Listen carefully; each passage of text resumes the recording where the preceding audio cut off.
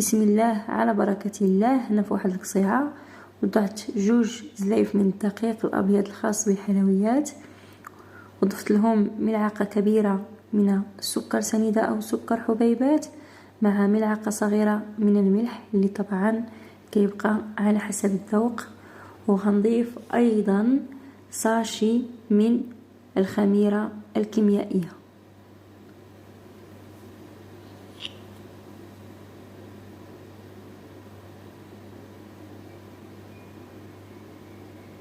وغنحتاج أيضا الماء الدافئ لجمع العجين.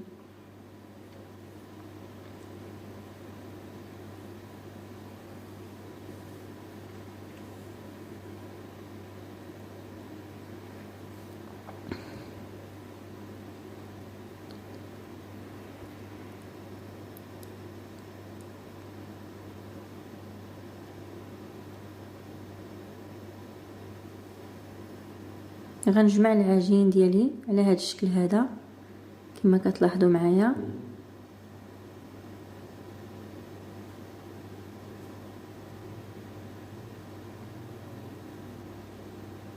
فهو عجين اللي كيكون رطب وكيلتصق في اليدين. غادي ناخذ القليل من زيت المائدة وغندهن بها العجين ديالي ونوضعه في واحد البلاستيك ونخليه جانبا يرتاح.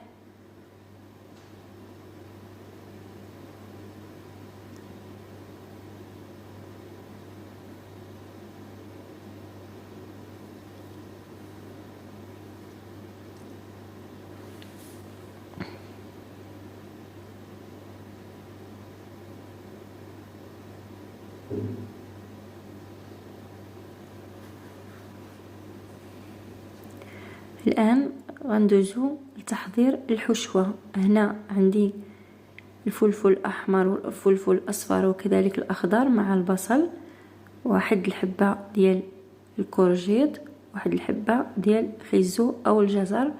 الفلافل كيبقى على حسب داكشي اللي متوفر عندكم، وأيضا عندي واحد الحبة ديال الشعرية الصينية مع القليل من صدر الدجاج. تقدروا تعوضوه بالكفتة بأي شيء متوفر عندكم. هنا من بعد ما قطعت البصل إلى قطع صغيرة كما كتلاحظوا معايا، غادي نضيف لها واحد القليل من الزيت، زيت المائدة أو زيت الزيتون اللي متوفر عندكم، وغنوضعوها فوق البوطة تشحر. هنا من بعد ما وضعنا البصل يتشحر قطعت الفلافل كما كتلاحظوا معايا. هنا من بعد ما تشحرت ليا البصله على هذا الشكل هذا غنضيف لها الفلافل.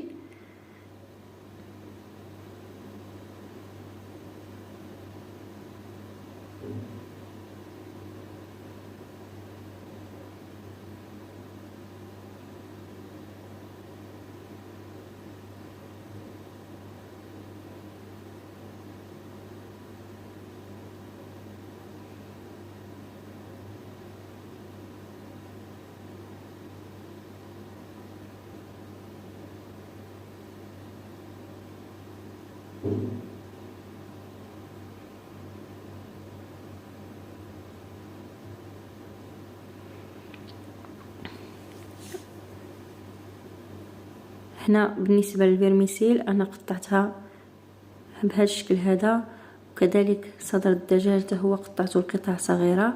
وبالنسبة للكورجيت وخيزو حكيتهم في الحكاكة الرقيقة.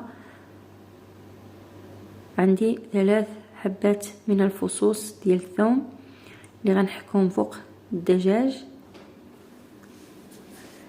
اللي تقدروا تعوضوه بالكفتة، تقدروا تعوضوه بالطون، تقدروا تعوضوه بأي شيء متوفر عندكم، ماشي ضروري يكون صدر الدجاج.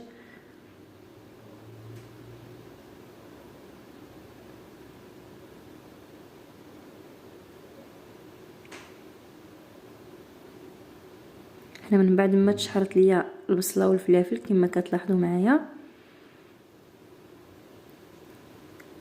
غادي نضيف لهم صدر الدجاج مع الثوم اللي حكيناه،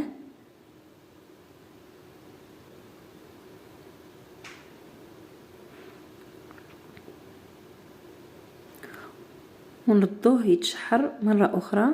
هنا بالنسبة للعجين ديال المسمن ديالنا لاحظوا معايا، هو من بعد ما تروبوزا وخدا وقته وارتاح مزيان، فهو كيكون رطب ما كيحتاجش منا الدلك.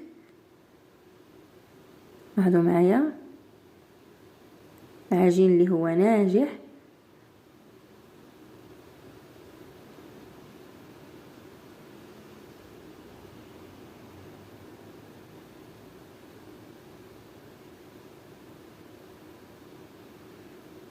هنا غناخد واحد اللاطه او واحد الصينيه وغنبقى نشكل العجين ديالي الكويرات صغار كندهنوها بالزيت بهذا الشكل هذا، ونشكلوه على شكل كويرات صغار ديال المسمن اللي كيبقاو اختياريين، يا اما ديروهم كبار يا اما ديروهم صغار. انا كنفضل انني نديرهم صغار احسن من دوك المسمنات الكبار كيجيو تقالين بزاف وما كياخذوا منا بزاف ديال الحشو. هنا من بعد ما شكلتهم عندي 18 حبه، جوج لايف ديال الطحين خرجوا لينا 18 كره.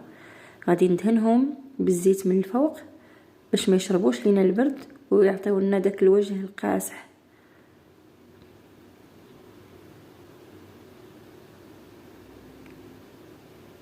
هنا من بعد ما تشحر لينا صدر الدجاج والثوم غادي نضيفو الكورجيت كما كتلاحظوا معايا والجزر ديالنا او خيزو. غنخلط المكونات مره اخرى وغنردوهم يتشحروا مزيان حتى يشربوا لينا، حيت الكورجيت والخيزو كيطلقوا لينا الماء، فكنخليوهم يتشحروا مزيان ويشربوا لينا داك الماء. هنا من بعد ما تشحروا ضفت الفيرميسيل او الشعريه الصينيه، وغنضيف ايضا توابل. هنا عندي ملعقه صغيره من الزعتر وملعقه ايضا صغيره من الملح اللي كيبقى طبعا على حسب الذوق، ملعقه كبيره من البابريكا او التحميره، ومع ملعقه صغيره من الابزار. وغنضيف واحد شويه ديال الصوص الحاره او الهريسه اللي متوفره عندكم. لا ما قدرتوش يمكن لكم تستغناو عليها، ماشي ضروريه انكم تضيفوا الحار للحشوه ديالكم. هنا من بعد ما ارتاح لينا العجين كما كتلاحظوا معايا غنبداو نشكلوه.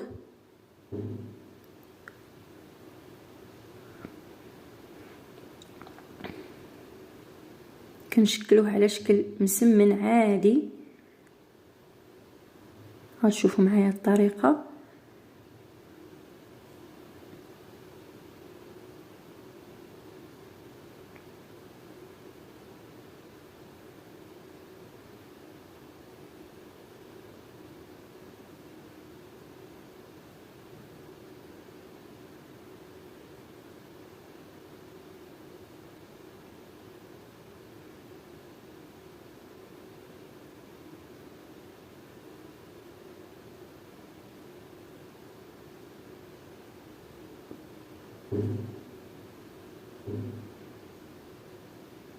كنرقوا العجين مزيان كما كتلاحظوا معايا وكنطويو بهذا الشكل هذا على شكل المسمن العادي اللي كنديروه.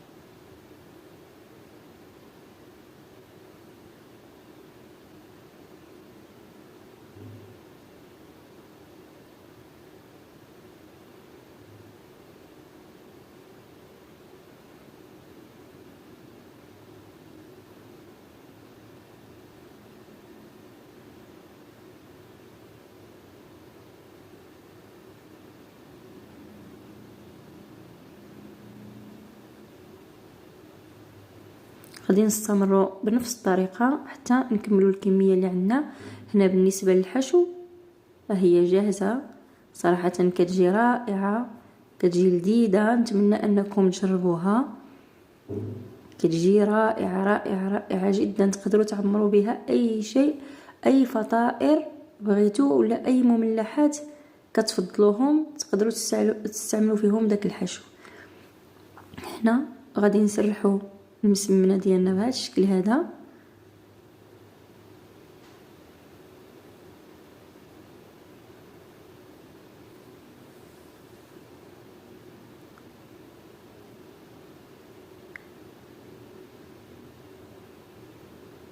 غادي نديروا الحشو في الوسط كما كتلاحظوا معايا، فكل شيء راه واضح.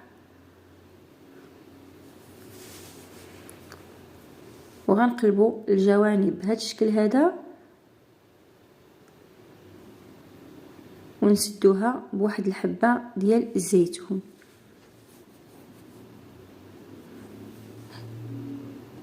هنا انا عندي اللاطه فرشت لها الورق ديال الطهي، اللي ما عندوش الورق ديال الطهي يقدر دهنها غير بالزبده اولا بالزيت.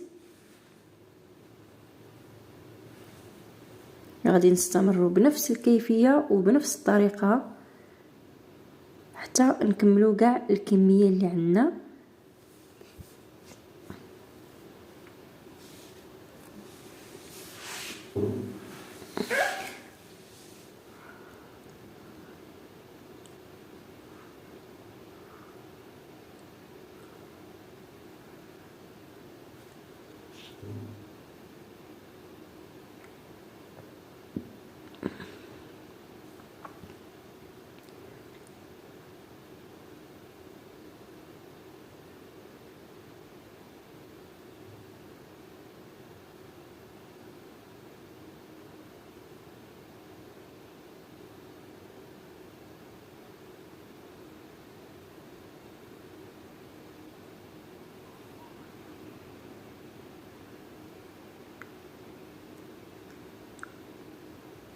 هنا من بعد ما كملت نصف الكميه وضعت اللاطه الثانيه، هذه راها اللاطه الثانيه.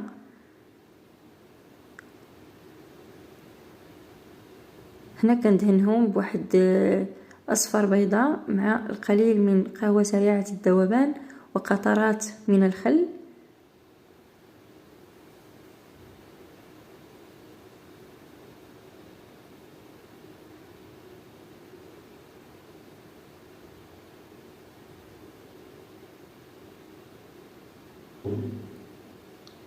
وكيبقى هذا هو الشكل النهائي ديال الفطائر ديالي. نتمنى انهم ينالوا الاعجاب ديالكم.